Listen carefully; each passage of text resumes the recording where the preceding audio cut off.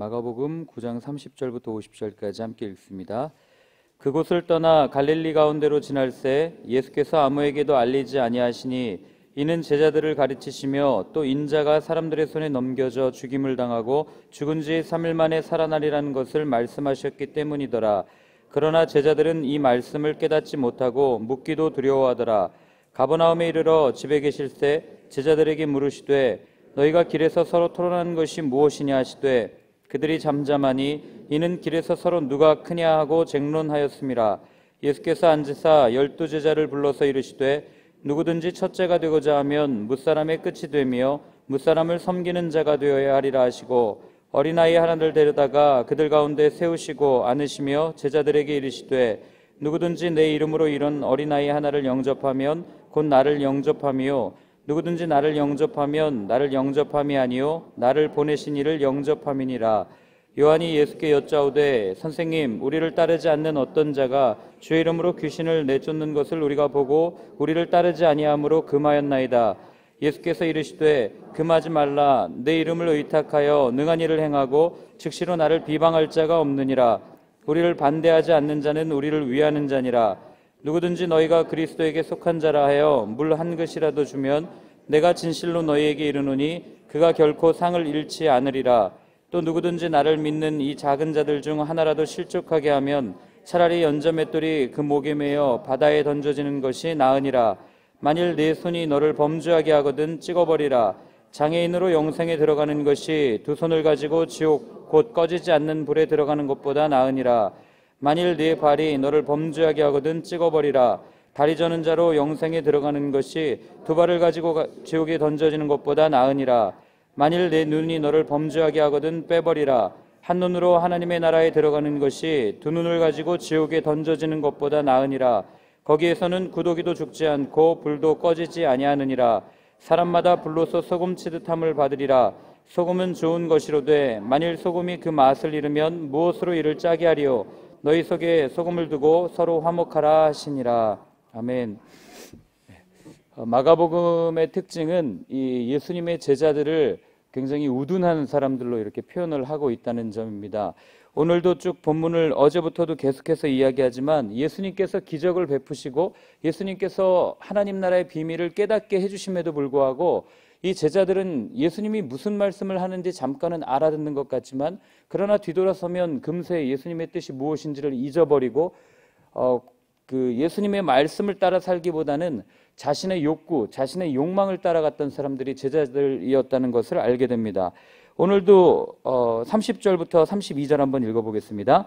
그곳을 떠나 갈릴리 가운데로 지날새 예수께서 아무에게도 알리고자 아니하시니 이는 제자들을 가르치시며 또 인자가 사람들의 손에 넘겨져 죽임을 당하고 죽은 지 3일 만에 살아나리라는 것을 말씀하셨기 때문이더라. 그러나 제자들은 이 말씀을 깨닫지 못하고 묻기도 두려워하더라. 아멘. 뭐라고 얘기합니까? 예수님께서 본인 자신 스스로가 십자가에서 죽으셔야 된다는 것을 오늘 두 번째 이야기를 하셨습니다. 웬만한 사람이면 한번 진지하게 이야기하고 그 다음에 또 들으면 아 진짜 이분이 이렇게 가시는구나 라고 생각할 수 있지만 그런데 오늘 본문은 뭐라고 이야기하냐면 그러나 제자들은 이 말씀을 깨닫지도 못하고 묻기도 두려웠더라 라고 이야기합니다. 묻기 두려웠던 이유가 무엇이겠습니까? 자신들이 꿈꾸던 하나님의 나라, 예수님을 통해서 받고 싶어 했던 그 나라가 예수님이 십자가에서 죽으면 뭔가 문제 있는 거 아니겠습니까? 그리고 그 예수님께서 기적을 베푸시고 자신들의 소원을 이루어 줄 것이라고 그동안 생각하고 있었는데 아니 예수님께서 십자가에 달려 죽으신다니요.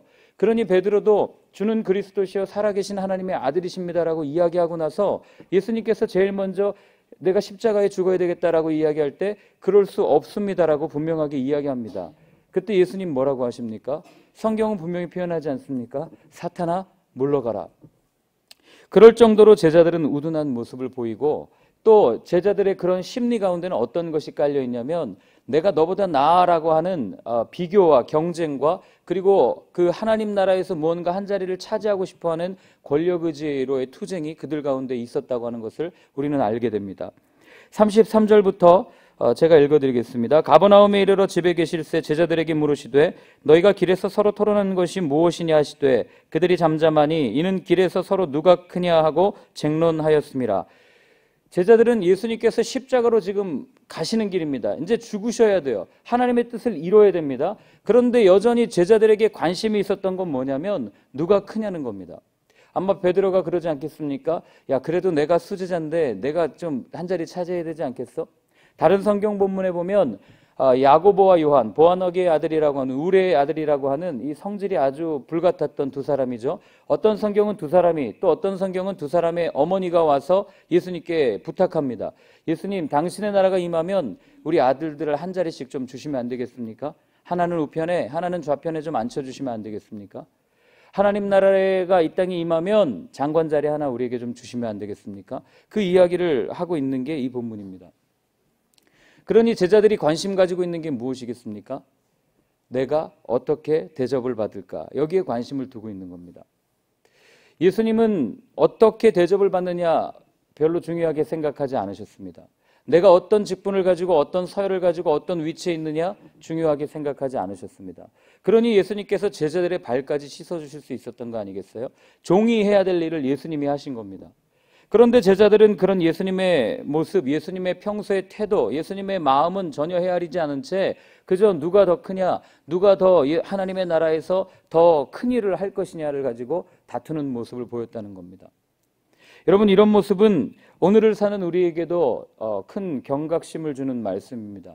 우리는 예수님을 따라간다고 이야기합니다. 예수님을 섬긴다고 이야기합니다. 그러나 여전히 내 안에 있는 내가 드러나고 싶어하는 이 뿌리가, 이 본성이 내가 대접받지 못하면 그때부터는 무언가 뒤틀려가지고 관계가 깨지는 것들을 보게 됩니다.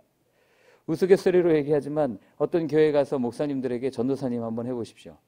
또는 어떤 교회 장로님들에게 형제님 한번 해보십시오. 별로 그렇게 썩 좋아하지 않지 않습니까? 회사에 가서 회장님한테 그냥 대리님 뭐 이렇게 부르는 거 한번 생각해 보세요. 어떻게 받아들이겠습니까? 우리 안에는 그렇게 대접받고 싶어하는 마음들이, 그리고 내가 쌓아온 것에 대해서 내가 예수님을 따라 이만큼 따라왔는데 이제 예수님께서 내게 무언가 해줘야 되지 않아 라고 하는 보상 심리가 그 안에 있다는 겁니다. 그래서 예수님께서는 이렇게 말씀하십니다. 35절 한번 같이 읽겠습니다. 예수께서 앉으사 12제자를 불러서 이르시되 누구든지 첫째가 되고자 하면 무사람의 끝이 되며 무사람을 섬기는 자가 되어야 하리라 하시고, 지금 어떻게 얘기하시냐면 어린아이는 그 밑에 나오죠. 예수님이 그 얘기합니다. 첫째가 되고 싶으면 끝에 가서 앉아라 이렇게 얘기를 하는 겁니다. 세상의 법칙으로는 이해될 수 없는 이야기입니다. 세상에서는 첫째가 되고 싶으면 실력을 키워서 제일 앞에 나가야 합니다. 실력을 인정받아야 하고 뭔가 하는 일마다 성공해야 됩니다. 그런데 예수님은 거꾸로 얘기하세요. 누구든지 첫째가 되고자 하면 무사람이 끝이 되고 무사람을 섬기는 자가 되어야 하리라. 여러분, 이건 그냥 우리 삶에서 당연한 일인데요. 섬기는 사람이 큽니까? 대접받는 사람이 큽니까? 우리는 대접을 받는 사람이 뭐라도 되는 것처럼 이렇게 생각을 합니다. 그러나 조금만 생각해 보십시오. 더 많이 가지고 있는 사람이 대접할 수밖에 없습니다. 맞지 않습니까?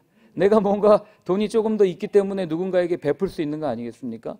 상대가 어려운 걸 알고 베푸는 거예요. 그런데 우리는 대접을 받는 사람이 더 크다고 착각합니다. 아닙니다. 하나님 나라의 법칙은 대접을 하는 사람이 대접받는 사람보다 더 크다는 것을 예수님께서는 이야기해 주시는 거죠. 그리고 오늘 이야기하면 뭡니까? 첫째가 되려면 당연히 무사람의 끝이 되는 겁니다. 제일 아래에서 섬겨주는 거예요. 그렇게 섬길 때 하나님 나라의 법칙은 신기합니다. 손에 준 것을 꾹 쥐고 있던 것을 풀면 하나님께서 더 채워주시는 것을 경험하듯이 아래로 내려가면 내려갈수록 하나님께서 높이실 때가 반드시 온다는 겁니다. 그게 어디서 드러났습니까? 십자가에서 드러난 거 아니에요? 하늘 보좌를 버리고 이 땅에 오신 예수님께서 온전히 그 생명을 내어주시고 죽으셨을 때 하나님께서 어떻게 하셨습니까? 그 이름을 모든 이름보다 뛰어난 이름으로 삼아주시고 지금까지도 인류 역사 속에 가장 위대한 이름으로 우리 가운데 주신 것 아니겠습니까? 이 비밀을 안다면 여러분, 오늘 우리가 살 때 우리 주위에 있는 사람들보다 사실 인정받고 싶은 욕구 저라고 없겠습니까? 칭찬받고 싶은 욕구가 없겠어요? 그러나 그때마다 한 번씩 손해를 보는 거죠. 오늘은 네가 칭찬을 받아라. 오늘은 네가 더 높임을 받았으면 좋겠다고 세워줘 보십시오. 한두 번은 저 사람이 갑자기 왜 저래 이럴 수 있겠지만 그게 지속될 경우에는 저 사람은 뭔가 달라. 저 사람 왜 저러지? 예수님이 믿는 사람인데 예수님이 저렇게 사셨나 하고 우리를 통해서 예수님에게 관심을 갖게 될 것입니다. 오늘 그 제자들의 모습이 계속해서 이어져 나오는데요. 38절 한번 같이 읽겠습니다. 요한이 예수께 여짜오되 선생님 우리를 따르지 않는 어떤 자가 주의 이름으로 귀신을 내쫓는 것을 우리가 보고 우리를 따르지 아니하므로 금하였나이다. 여전히 제자들은 자기들만 생각하는 겁니다. 우리 서클 안으로 들어오라는 거예요. 우리의 영향력 안으로 들어오라는 겁니다. 예수님 시대에 제가 가끔 그런 생각을 합니다. 예수님께서 바리새인들이나 사두개인들과 손을 잡았다면 어땠을까? 한번 생각해 보셨습니까? 성전에 들어가서 사두개인들한테 적당한 돈을 주면서 야 내가 성전을 좀 사용해야 되겠어 하고 그들과 타협했더라면, 바리새인들에게 찾아가서 너희들 율법 지키느라고 수고가 많아, 나도 율법을 지키는데 말이야 내가 조금 사람 살리려고 조금 하니까 좀 봐줘 하고 이렇게 적당히 타협을 했더라면 어떻게 됐을까요? 오늘 이 제자들의 모습은 가는데 귀신을 누군가 고치는 겁니다. 어떤 자가 주의 이름으로 귀신을 내쫓는 것을 본 거예요. 그러면 어떻게 하겠습니까? 예수님 같으면 불러서 무슨 일이냐라고 묻는 게 먼저 아니겠습니까? 그런데 제자들은 그렇게 하지 않고 우리를 따르지 아니함으로 금하였다라고 얘기하는 거죠. 너 우리 편 아니야 하고 선을 그어버린 겁니다. 너 우리랑 함께하지 않지 않았어? 그러니까 넌 이런 거 하면 안 돼 라고 정확한 기준을 가지고 상대를 배제시켰다는 거죠. 여러분, 이 모습이 오늘을 따르는 우리의 모습과 너무나도 비슷하지 않습니까? 우리는 우리가 가지고 있는 경험과 기준 속에서 우리 기준에 부합하지 않으면 너는 내 편이 아니야 하고 선을 그어놓고 상대방을 굉장히 힘들게 할 때가 얼마나 많은지 모릅니다. 교회 다니는 사람이 이게 심한 거 아세요? 우리는 그리스도인이야, 너네는 그리스도인이 아니야. 우리는 구원받은 백성이야, 너희는 구원받지 않은 백성이야. 우리가 너희들보다 조금 더 윤리적으로 옳은 삶을 살아 라고 하는, 나도 모르게 어느샌가 세상 사람들보다는 내가 더 낫다고 하는, 말씀을 그래도 읽으니까 말씀대로 따라가니까 내가 조금 더 윤리적으로 사는 거 아니겠어? 내가 조금 더 깨끗하지 않겠어? 라고 하는 생각들을 우리는 하게 됩니다. 그리고 나서 우리 기준에 따르지 않으면 저 사람들은 무조건 잘못된 거야, 이거 이렇게 하면 안 돼라고 쉽게 판단하고 정죄하는 모습을 보이게 됩니다. 여러분, 판단과 정죄가 왜 죄인지 아십니까? 성경을 보면 판단은 누가 합니까? 하나님이 하는 거예요. 선악과를 따먹은 결과입니다. 그렇기 때문에 예수님은 늘 그러세요. 판단은 하나님께 맡기고 그저 형제를 사랑해라. 이게 예수님이 우리에게 가르쳐 주신 방법입니다. 이걸 조금만 다른 얘기로 하면 원수 갚는 것을 하나님께 맡기고, 이 얘기가 같은 얘기예요. 누군가를 정죄하거나 비난하거나 판단하는 그 기저에는 내가 너보다 나아, 내가 너보다 무언가 더 가지고 있어, 내 기준이 옳아라고 하는 이것이 밑에 깔려 있기 때문에 그렇습니다. 그러나 하나님은 성경 전체를 통해서 우리에게 말씀하십니다. 여러분, 판단하지 마십시오. 그리고 그냥 형제를 사랑해 주십시오. 판단은 하나님께서 하시는 일이라고 말씀해 주기 때문에 그거를 지금 거꾸로 하고 있는 게 바로 이 제자들이에요. 우리 편이 아니니까. 너 뭔데? 너 언제부터 예수님 따랐는데? 너 언제부터 예수 믿었는데? 네가 뭐가 오라? 너 이렇게 하면 안 돼 라고 쉽게 정죄하는 그런 모습들을 보게 됩니다. 그 뒤를 쭉 이어서는 제자들의 그런 모습들을 가지고 예수님께서 아주 격한 표현을 쓰면서 이렇게까지 말씀하십니다. 42절부터 우리 47절까지 한번 읽어보겠습니다. 또 누구든지 나를 믿는 이 작은 자들 중 하나라도 실족하게 하면 차라리 연자맷돌이 그 목에 매어 바다에 던져지는 것이 나으리라. 만일 내 손이 너를 범죄하게 하거든 찍어버리라. 장애인으로 영생에 들어가는 것이 두 손을 가지고 지옥 곧 꺼지지 않는 불에 들어가는 것보다 나으니라.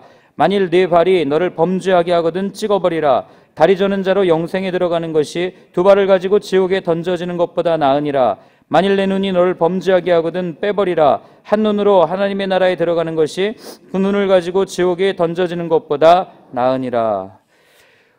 표현이 아침부터 굉장히 격하지 않습니까? 한 눈을 빼버리라 그러고 손 잘라버리라 그러고 발을 잘라버리라 그러고, 야, 이게 참 예수님 굉장히 세신 분이구나 이런 생각을 하는데, 여러분, 이 말씀에 숨겨져 있는 의도가 무엇입니까?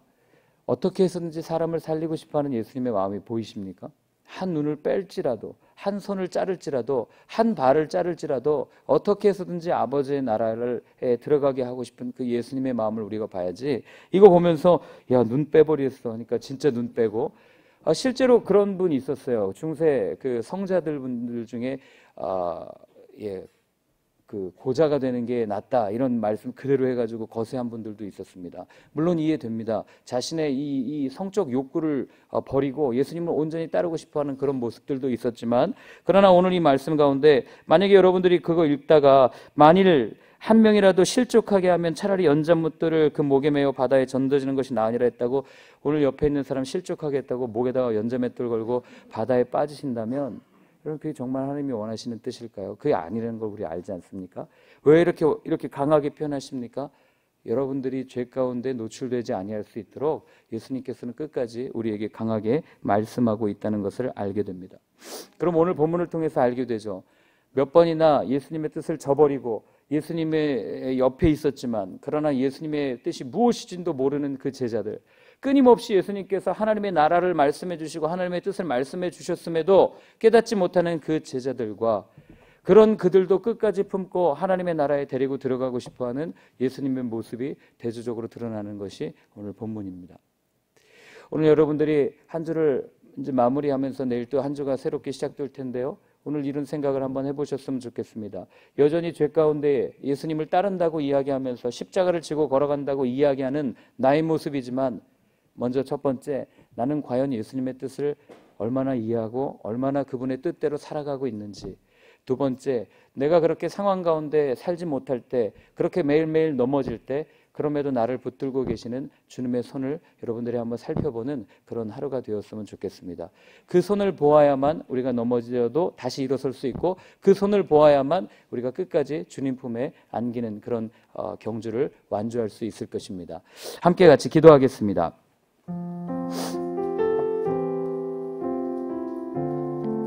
오늘 한번 같이 기도할 때 먼저 이렇게 한번 기도했으면 좋겠습니다. 하나님, 내 안에는 여전히 내가 너보다 나아라고 하는 우월의식으로 누군가를 비난하고 비판하며 판단할 때가 참 많습니다.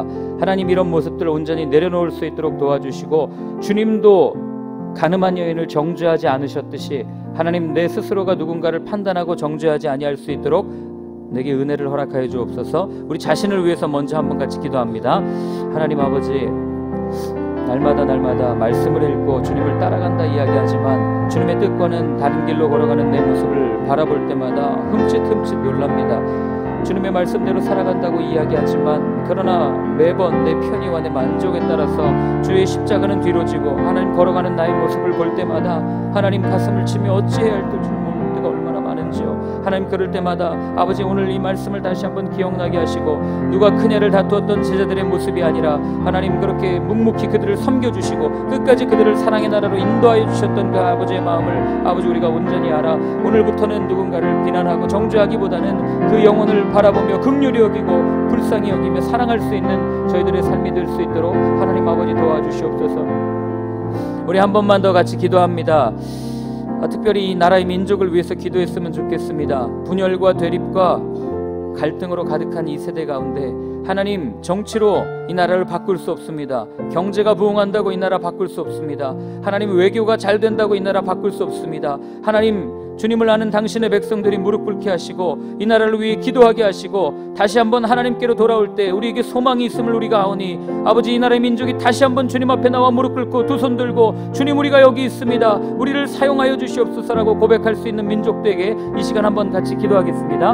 하나님 아버지, 이 나라의 민족을 위해서 기도합니다. 하나님, 서로가 반목하며 대립하며 자기가 옳다고 주장하는 이 시대 가운데 아버지 하나님, 다시 한번 그리스도의 십자가로 하나님 우리가 설 수 있기를 원합니다. 하나님, 우리가 기도하기를 원합니다. 하나님, 우리가 무릎 꿇기를 원합니다. 하나님, 우리가 엎드려 주님의 이름을 온전히 부르며 나아가는 이 나라의 민족들 원하오니, 하나님, 이 땅의 모든 교회들마다 주의 은혜를 더해 주셔서 이제 더 이상 사람의 생각이 외쳐지는 교회들이 아니라 하나님의 뜻이 외쳐지며 십자가가 전해지는 하나님 그런 교회들이 되어줄 수 있도록 주님 도와주시옵소서. 내일 곳곳에서 예배가 드려집니다. 그 예배 가운데 하나님, 상처 입은 자들이 회복되게 도와주시옵시고 십자가로 인하여 그들이 온전히 서며 나아가는 하나님 아버지 귀한 교회들이 되어줄 수 있도록 아버지 하나님 도와주시옵소서.